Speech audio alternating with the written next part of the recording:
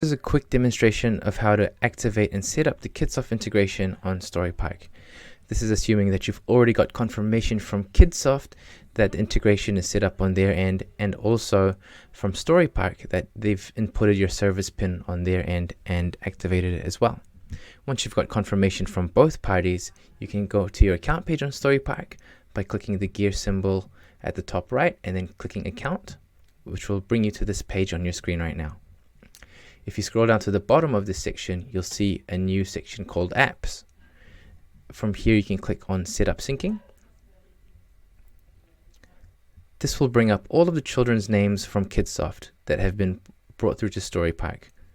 If the child already exists in Storypark, or there's a child with a name that is similar or equivalent to the one in Kidsoft, they will automatically be mapped together.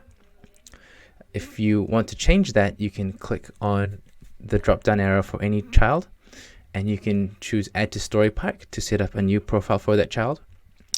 You can select Don't Add to Storypark to not sync that child to Storypark.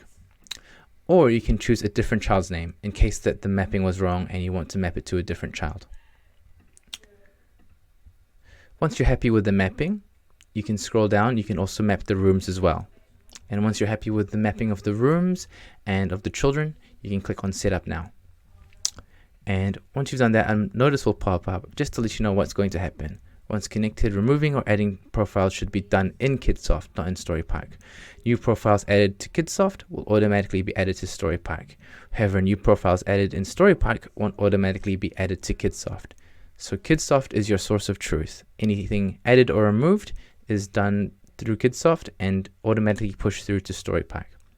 Once you're happy with that, you click on Continue Setup, which will then go ahead and sync all of the changes or all of the additions that you've made in the setup page to Storypark. Now we can see all of the children are linked. You can see from this section that the children are synced.